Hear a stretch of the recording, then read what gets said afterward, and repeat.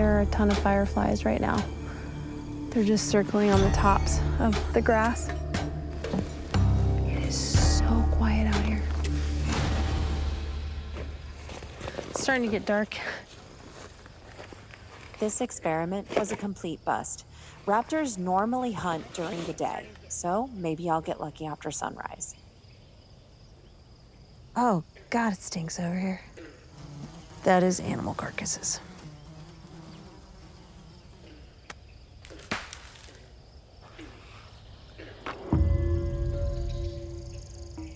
Where the hell is that sound coming from?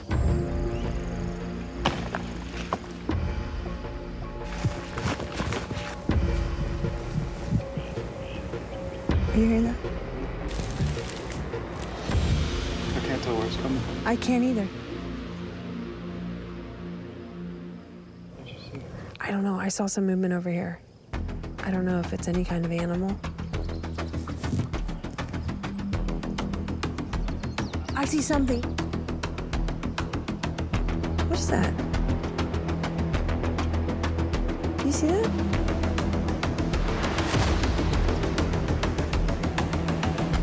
What is that? Is that a wing?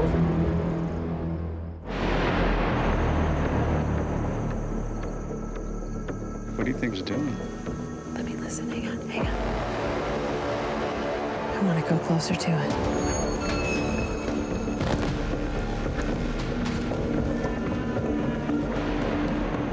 I don't know. It could have flown away. I think whatever was here is gone. I think we encroached on it. God dang it. Personally, I feel like this was a failure. I really believe that I had something in the tree, but unfortunately, I do think that I may have scared it away from this area. 40 miles away, Charlie and Tracy are meeting with a local journalist who has traced the Thunderbird's migration. Hey, come on in, guys. Come on in, guys. Oh, no, it's my pleasure. So Marlon's account obviously isn't the only Thunderbird story. There are hundreds from right here in Chestnut Ridge. And we've already spoken to bird experts. So Tracy and I are going to meet up with a Thunderbird expert. You may have a seat, stand, or whatever you may like. My name is Ron Murphy, and I'm a local author and researcher who have lived in the shadows of the Chestnut Ridge for my entire life. And I've been researching the Thunderbird and writing about such things for about 35 years.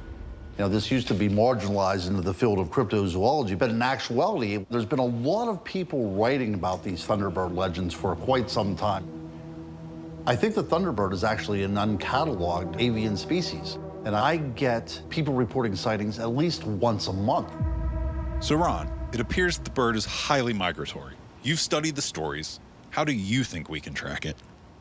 Well, as a researcher, the first thing I take into account is whatever kind of mythology and legends exist from its origin, right? Because that is when we get closer to the truth.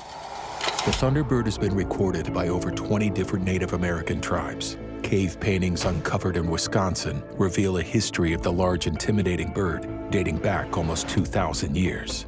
I think that when you look at these Native American legends, whenever they talk about it coming in on the storms, it looked as if they were bringing the storms with it. But in actuality, it was just a way to soar over the plains. It just makes perfect sense to me. Right. I mean, just the mechanics of the wings, Absolutely. right? Like the bone structure. I really like that Ron connected modern science to folklore. And these birds would arrive with the storm. They would bring the storm with them. We know through our understanding of flight now that the reality is birds of a certain size have to ride weather systems. According to indigenous accounts, including the Wakakawahu, whose totem features a Thunderbird, the creature brought with it spring and summer storms. Sanderson and other cryptid researchers suggest that because of these legends, the Thunderbird uses storm fronts to ride up drafts, heat, and other seasonal wind patterns for migration, allowing it to soar through the sky and remain undetected in the dark sky at high altitudes. Something is migratory, okay? People see it, they report it. Investigators go to the scene. By the time they get there, this creature could already be hundreds of miles away. If something is riding weather systems in a migratory pattern, that means they'd be flying 21,000 feet in the air. Migrating birds can actually be tracked using different types of radar. Have you done any research into that? Absolutely. I visited our local airport, which is a very small little airport, and I got access to the room that has the radar. The commercial planes and the private planes, they all come up with an ID number. And it was curious because there were other things coming up on the computer that were not labeled. When was this? About 3 years ago. The gentleman who was manning it told me that the ones were not marked were military, right? But this is the same range where people are witnessing the Thunderbird, which would also appear on radar as well. So how do you differentiate? How do you differentiate it? Observing anomalous objects on a radar means a lot of different things. But the thing that I took away from that is that critics will say, why don't we see Thunderbirds on radars? My response to that would be, maybe we are, and they're just unidentified.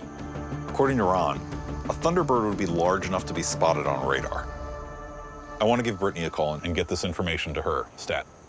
Hey, Charlie, what's up? I just got to meet with Ron, the Thunderbird expert.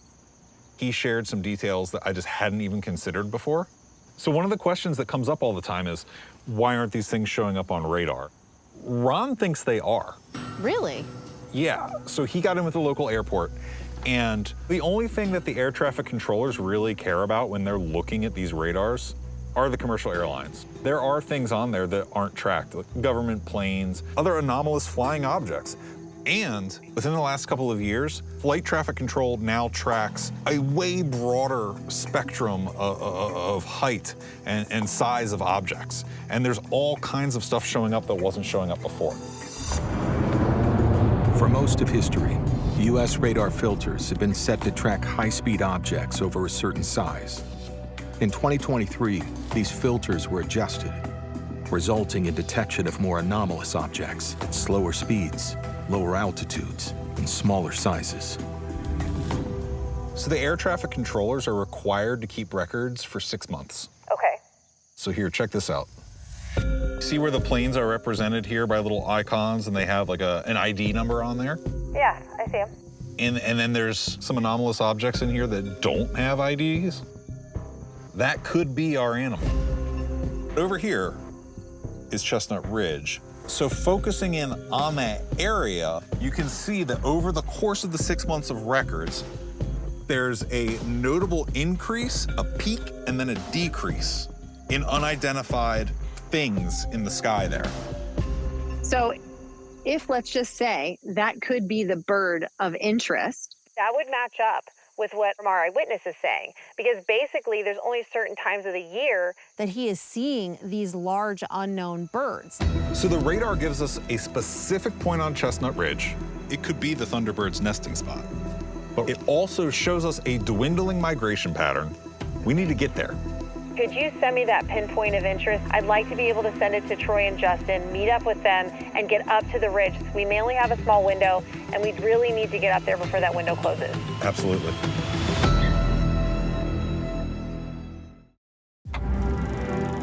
In the westernmost escarpment of the Alleghenies lies Chestnut Ridge, a rugged expanse stretching some 90 miles, a formidable range of sharp cliffs. This is a land of low mountains and forests, and it is from here that the most startling reports of the presence and passage of modern thunderbirds comes. This ridge was really important to Ivan Sanderson's work when he was here doing research. He had the whole Chestnut Ridge line circled. But according to the radar that Charlie showed me, they're flying over this specific path on Chestnut Ridge, but the activity seems to be dwindling. If they're migrating, that period is ending. Using the flight path coordinates from Charlie's radar data, the unidentified objects on the radar circle near the ridge line above the Choctaw farm. Charlie's found a possible nesting location for these birds. We have a long range to cover. We got a lot of steep rocky cliffs because I got this big bad boy right here. I'm gonna be able to get wherever we want to get with that. And then I can click it from regular imaging to thermals. As long as we get to the high point, I can send this bad boy out, and then we can look for the nesting that we need.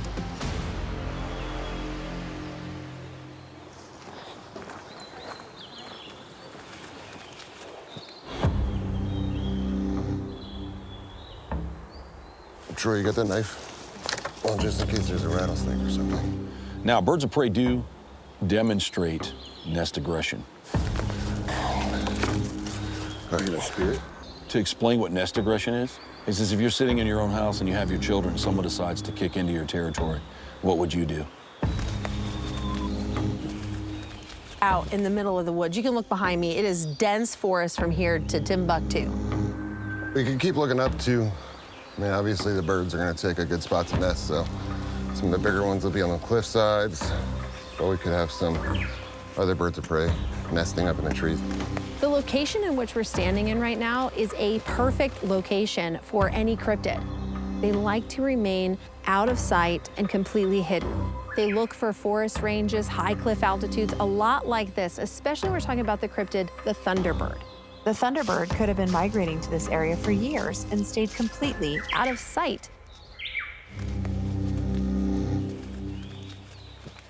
Here we are, right through here. It runs all the way this way and all the way out there. If you want to put your bags up, I'm gonna go down. We'll go look for some nooks and see if there's anything nesting. We're gonna be looking for all kinds of evidence. Bird activity, what's in the area, and then also just the remnants of birds, whether it's old nesting or the regurgitated pellets. Go through it, see what the birds around here are eating, or see if we can find anything strange located on the ridge. I mean, rodents poop a lot. So this is from Alvin, Simon, and Theodore. Chipmunks out here hanging around. So it gives us a good sign that we got plenty of food around. Even though I don't see any signs of birds nesting here, this general location might be a good spot to search. So the landscape that we have is ideal for larger predatory birds or larger birds in general to kind of feel safe against the rock where nothing's gonna come from above or below and they have eyes on everything. So we'll launch the drone, get a better look, and then we'll use the thermal to see if we can get any heat signatures. Are you guys ready? Yep. The temperature inside a bird's nest is typically between 96 and 105 degrees Fahrenheit. This optimal range for bird egg development is usually 20 degrees above the ambient temperature, meaning it should stand out along the cliffs. See how it's all lit up? Mm-hmm. And we got a lot of hot? You got a lot of hot. Now you see the smaller hot spots? Yeah. That's what we want.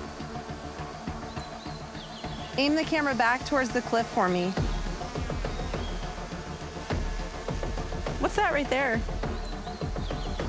I don't know. What is, I don't know. I don't know what that is there.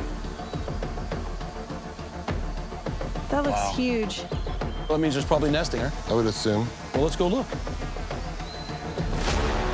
Using a thermal drone, we found a cluster of hotspots on the cliff just to the west of us. That is the spot that I need to investigate next with the team and hopefully find the nesting site.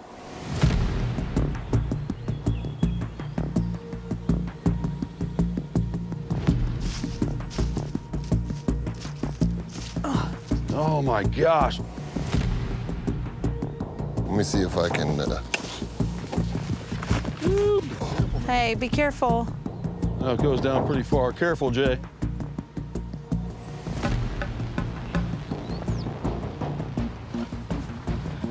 Oh, dude, it's like a whole ass cave system. You have any signs of nesting down in there? Not that Looks I can too see. deep to be birds. Definitely bats. But whew, we got a fall down here. You will not drop down there. Look at that, bad. Huh? That's a drop. All right, I'll come back up to you guys then.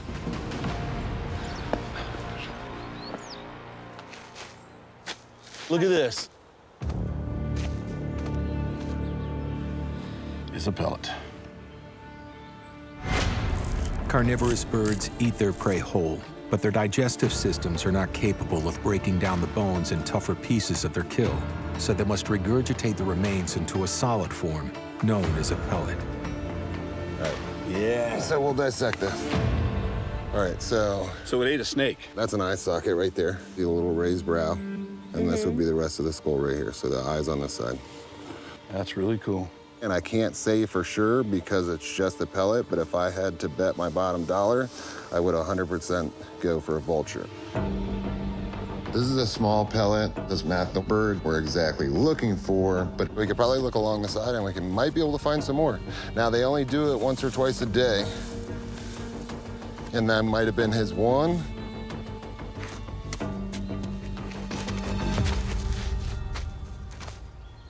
Look at this. What is it? Oh my God. Look at that, dirty. Wait, let me see. Look, it's pecked. Or chewed.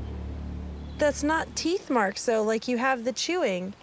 Okay, well, we also have rodents under that chew that for calcium. It just looks like drags, not teeth drags.